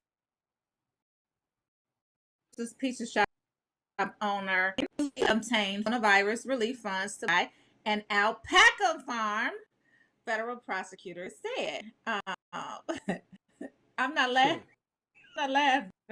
Yes, you are laughing. Dana, he used to own Rasta Pasta Pizzeria in the city of B. Received $600 in his number of employees and falsifying an official tax form. Am I still on? Hello? I don't know what happened. Am I still on? You're still on. Yeah, I can hear you. Okay, my computer just froze. Maybe they didn't like what I was talking about. No, it's punishment. Your computer is punishing you for singing. I know it say bad audio. Something is going on with my computer, y'all. I don't know what it is. And I'm Yeah, frozen, you are. right? Yeah, you are frozen, but we can hear you. Okay, let me try. Come back. Yeah, log out and come back, or log out and stay out. But anyway, moving on to the rest of Facebook and the rolling out AM wake up call and those. No, I'm not. I'm not hating. I'm not hating. Come on back. Come on back. But just thank you everyone for tuning in today for the rolling out AM wake up call, and thank you so much to our legendary guest, legendary music executive Shanti Das. She's just one of those people who really made it happen in the music world, not just for musicians, but for women executives in the industry. And then, of course, Anthony Hamilton, the brother. I mean, I love his music, so I can't wait to hear what he got to say or sing tonight, or say and sing. So thank you very much for coming on. Also, in the news, LeBron James has apologized for basically that tweet. So he basically came out late Monday night, early Tuesday morning, and basically said, "I regret the tweet about the Columbus, Ohio police officer who shot Ma'Khia Bryant 4 times when she was wielding a knife, going after one of the people who was against the car." And because he said that, basically he was saying that it was deliberately manipulated, and it basically fueled a conversation that he didn't really want. He was trying to say protect black men and women from police violence, but it was manipulated easily and quite easily by number 4-5 and the rest of the MAGA disciples. Basically saying that he was threatening the life. Man, come on, come on, come on. He was not threatening anybody. I mean, come on. I mean, this is a guy worth about $400-500 million. He is the biggest star in the NBA, one of the biggest stars in sports in the world, and he's going to lay a threat over the airwaves. Man, y'all are so. But then again, people believed it. People believed it. I don't understand how just gullible people are to misinformation. Y'all know damn well that he was not threatening nobody's life. Come on, man. The hell y'all think? I mean, what's wrong with these folk? I mean, crack open a book and read for yourself. Why don't y'all read? I mean, why don't y'all do something for yourself? Think for yourself. Wow, just incredible. But anyway, he took back the tweet LeBron James did, and basically came back with another tweet saying, just, protect black boys and black girls, or I think he said protect black men and women on Twitter to his 50 million followers. That's a lot of followers. 50 million, damn. All right, go on ahead, LeBron. I ain't mad at you, King James. Even though you're the second King James, I am the first King James. And we're both from Akron, Ohio. I am older, so I'm the first. That's just how it is. That's my story, and I'm sticking to it. Also in the news is that okay, yeah, 24. Oh, that's right. Thank you, TJ. The Los Angeles Police Department. Well, I tell you, the Los Angeles Police Department and the Los Angeles County Sheriff's Office have some serious hate for LeBron James. They can't stand him. And so a 24-year LAPD veteran pens a passionate open letter to LeBron James saying, "I am not going to come at you from a place of hatred."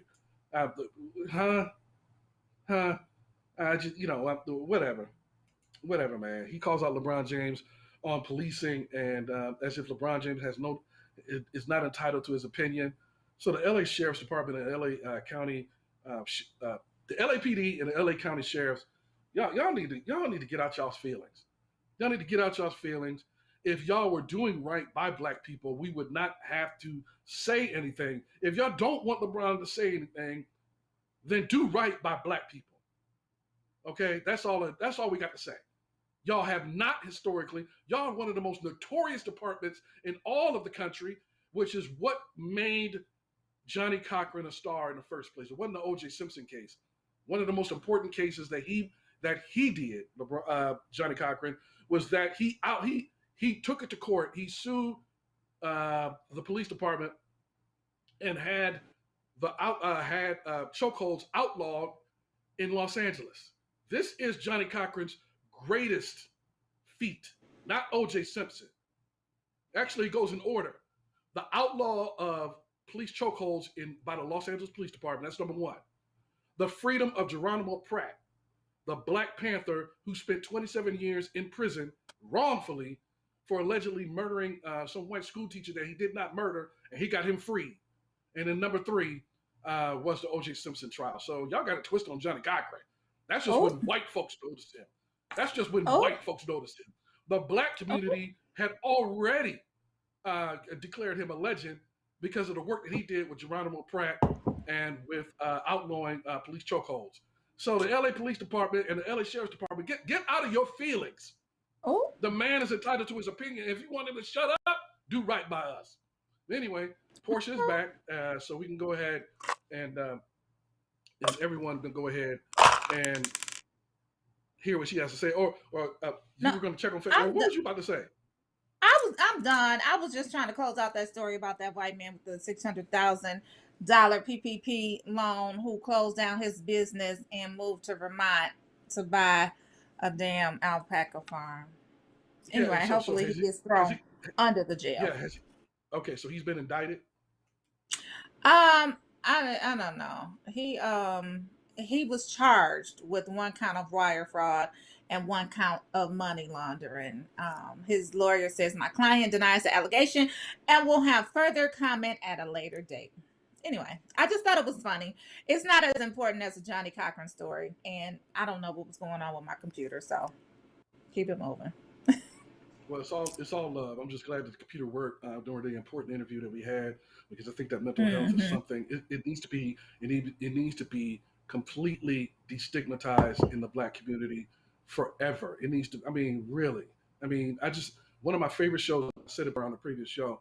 One of my favorite shows used to be 2.5 Men, and Charlie Sheen used to live in the psychologist's office. That was a major part of that show. And white people have no problem talking about that they have a psychologist or a shrink on standby or on speed dial. Only in the Black community are we ashamed of having mental health challenges.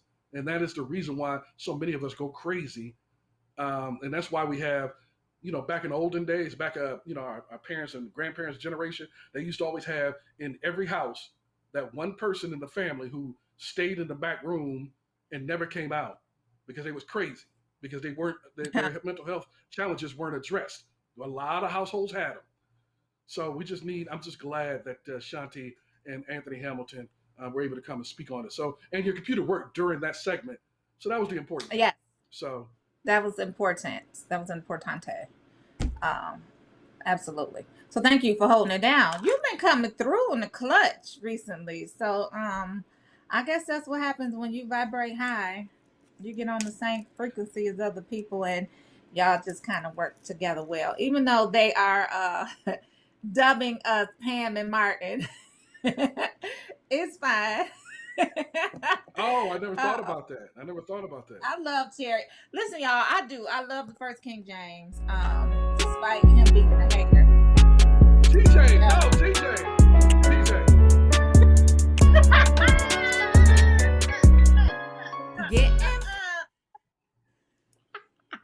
I just appeal to the better consciousness of Tickner James, our Tickner Rand, our producer. I don't understand what I did wrong to be subjected to this kind of torture, ear torture. I don't get it. I didn't do anything. What I do to you, man? What I do to you? I don't understand. That is just horrible. Anyway, Mr. Clutch. He called himself Mr. Clutch. He is. He calling you Mr. Clutch. Oh. Thank you. Oh, okay. Thank you, TJ. Well, if you had coffee today, don't do. I'm just saying. Somebody. No, actually, I did, and I had coffee today, and I had my tea that I put 8 ingredients in because I don't play around with my immune system anymore. If I had known that such things as ginger and garlic and mushrooms and apple cider were such had contained such valuable properties inside of these things, I would have been drinking them since I was a kid. Nobody taught me all these ingredients. I just thought garlic was good to, go on your spaghetti. I didn't know that garlic could do all these things, like clear up your immune system, your vascular, improve your vascular health. Ginger and what else I got? I put about 8 ingredients. I mean, I put a full so when did bowl you of garlic learn? in my tea. How old were you? Were you like today years old when you learned that? I love that song too, Robert. But when did you learn to put all of those ingredients in your tea? And Dee and Kathleen are saying ginger is life. Dee says ginger is my daily. Yeah, I drink it daily. I absolutely works. I learned it last year's old from a former Rolling Out employee. She used to be a writer, Yamini Ahmad, and another an ex-girlfriend of mine who basically they broke it down to me about all these ingredients and spices that have beneficial health properties that I had no clue, and they schooled me. And ever since then, I drink tea every day, and it has about 8 ingredients, including cayenne pepper and the rest of that. Be careful with cayenne pepper, though. Woo! Be careful. Yeah. He lying about that girlfriend part, though. But listen, y'all, it's 9:57 on the Rolling Out AM Wake Up. You ain't slick. You ain't slick. You ain't slick. On my family and soul, doesn't matter the beach or maybe even snow. As long as I'm with them, I never complain. These are a few of my favorite things. Okay, y'all. We vibrating high. Today is Wednesday, May 5th. And thanks again to the First King James for coming on the show today, as well as to our special guests. We got Anthony Hamilton on, as well as Shanti Doss. You guys do know that May is Mental Health Awareness Month, so get out there and make sure that we are looking out for our family members and not just saying, as Jean says, give it to God and let God work it out and pray it through. No, mental health is real. Let's make sure that we're addressing it in our family and our friends' lives. Also, attend the gala tonight, A Brilliant Mind. Go to silencetheshame.com for more information. I'm still... Damn. No, you're done. No, you're done. No, you're done. You're done. You are done. It's my turn now. Damn. Okay. Put the camera back on me. No, put the camera back up. My positive thoughts. And it just says the impossible is often untried. The impossible is often untried. Go out there and try the impossible today and look at how God is going to work. Look at God. I'm passing the ball now to First King James. I guess I was taking too long. My bad. I mean, don't apologize, TJ. I mean, she was going too slow. I mean, dang. But anyway, my positive thought of the day is was on that tea. Yeah, definitely research. It is not real hard. Research. I'm now drinking. I put turmeric in my tea. My tea includes turmeric, or whatever it's called, garlic,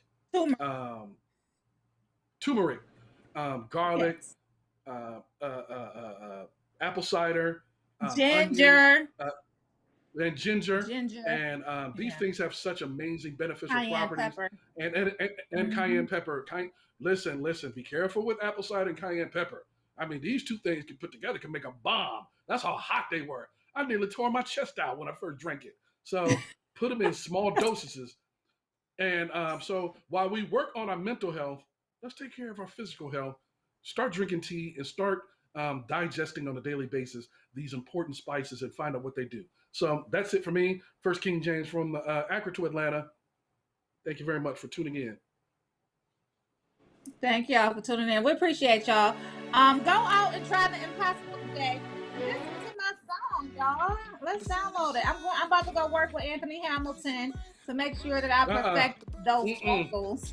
Let me call him right now. Let me call him right now. Don't be a hater. Don't be a hater. Now. Okay. He said he liked to help people, so I'm just looking forward to him helping me. Well, I mean, he also donates. I mean, he also, oh, never mind. Just don't do it, Anthony. Don't do it. Just don't do it. Listen, he can't even think of nothing. He's so hateful, y'all. Thank y'all for tuning in. We appreciate y'all. Go get your ginger, lemon, probiotics. Oh, lemon. Turmeric tea. Yeah, lemon too. Yep. Beetroot. I'll put it all right, Jane. What did she say? Beetroot. I'm just saying. Love y'all. Mental Health Awareness Month is May. Shanti's concert, her gala is tonight. Anthony Hamilton will be performing, and they just gonna do the damn thing. I'm tuning in. Go to silenceandshame.com for more information. Register. It's free. What else y'all doing tonight? It's raining in Detroit, so we're not going to come up. I'm just saying. Yes, y'all. Yes. I know TJ put small amounts of apple cider and cayenne pepper. I'm telling you, I about the whole. Oh, beets. Oh, okay. Yeah, I hate beets. They taste like dirt. They do. I hate beets, but I will drink it if it's going to improve my health. I will drink it. Eat Peace, it. y'all.